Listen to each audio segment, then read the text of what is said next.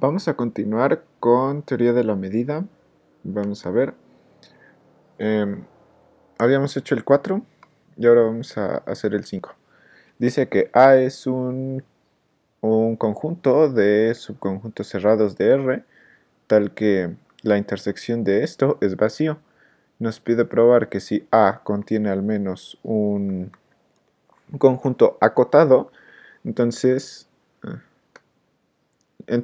va a existir una n en los enteros positivos y una colección finita de f's tales que su intersección sea el vacío, ¿no? Entonces, a ver, este es el 5, ¿no? Y nos dice que tenemos a una colección de f's. Y esta pues puede ser finita, no digo puede ser infinita, ¿no? Y su intersección es vacía.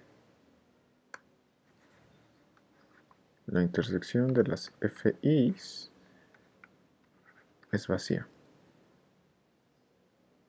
Entonces, vamos a suponer que A tiene un conjunto acotado.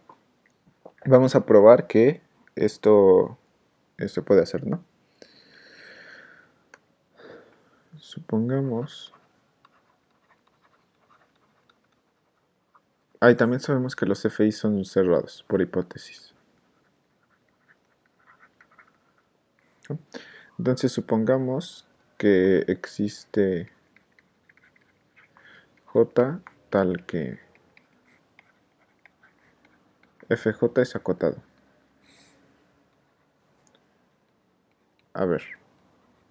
Aquí tenemos que FJ es acotado, pero también, como todos los FI son cerrados, FJ también va a ser cerrado.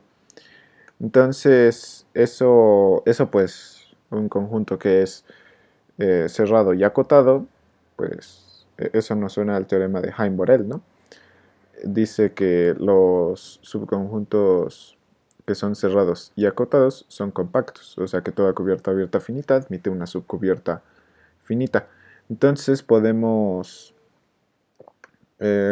podemos sospechar que ese teorema de Heim-Borel nos puede servir aquí, ¿no?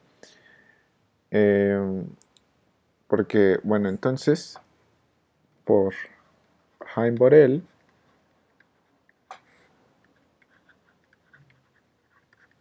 FJ es compacto. Pero pues, ¿cómo podemos usar el hecho de que FJ es compacto? Para usarlo tendríamos que agarrarnos una cubierta abierta de FJ, ¿no? Y demostrar que... Bueno, o sea, deberíamos agarrarnos una cubierta abierta de FJ y entonces esto nos va a decir que tiene una subcubierta finita. A ver, ¿y cómo podríamos agarrar una cubierta abierta de FJ? Bueno, pues sabemos que los FI son cerrados, ¿no? Entonces, eso nos dice que el complemento de los FIs son abiertos, como para toda I. FI es cerrado, pues vamos a tener que el FIC es abierto. ¿Y qué otra cosa sabemos? Bueno, también sabemos que su intersección es vacía, ¿no? O sea que no existe ningún elemento que esté en FJ y además esté en todos los FIs, ¿no?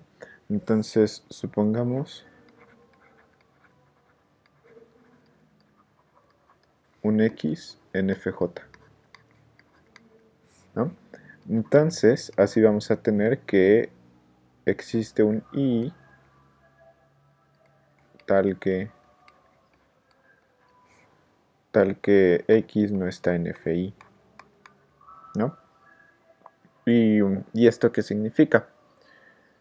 Pues que X, no, a ver, aquí X no está en FI. Entonces, esto nos dice que X está en FI complemento, ¿no? Entonces, para cualquier x en FJ, existe un y tal que x está en FI complemento. Entonces, ¿eso qué nos dice? Pues que FJ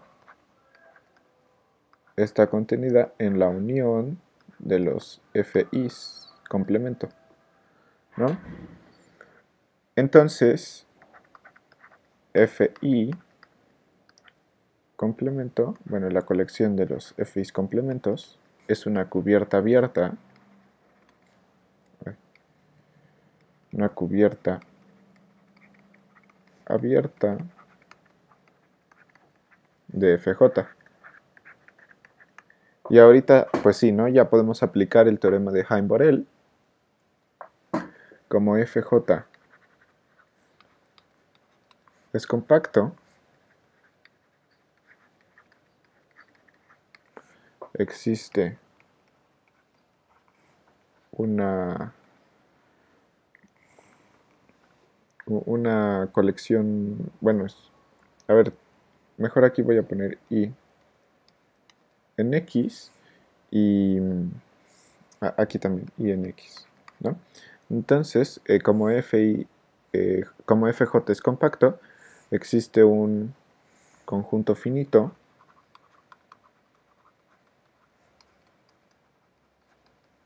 U, digamos, subconjunto de X es el conjunto de índices, tal que,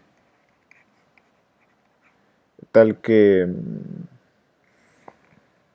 eh, FJ también, bueno, tal que la, los FIs complementos, pero con I en U, también cubran a FJ.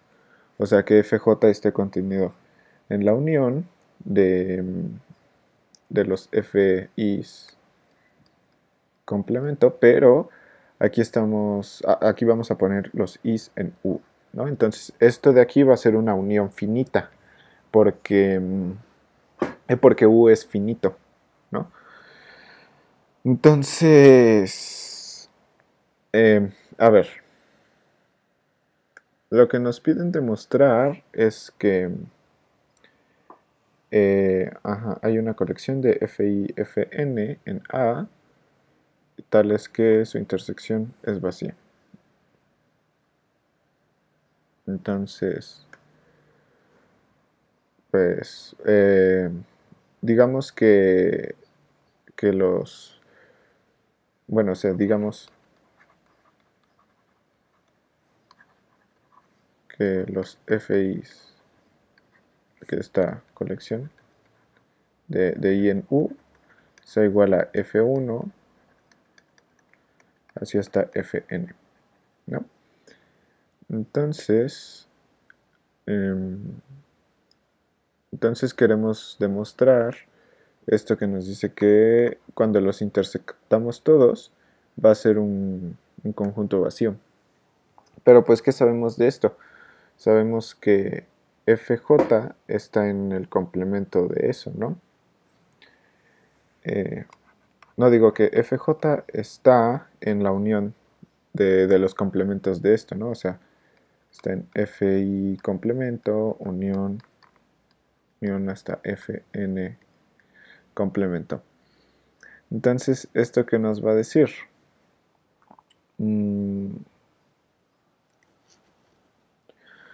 Bueno, pues esto nos va a decir eh, que para toda X en FJ existe un I tal que FI, el FI complemento, tal que X está en FI complemento. Entonces X no está en FI.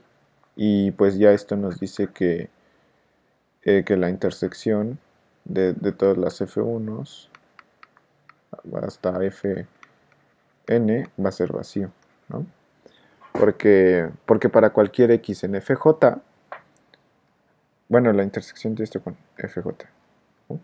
Porque para cualquier X en FJ yo me voy a poder agarrar un FI tal que X no está en FI, ¿no? Entonces no hay ningún elemento que esté en todos los FIs, incluyendo FJ, ¿no? Entonces, pues así ya lo tenemos demostrado este ejercicio. Hasta la próxima.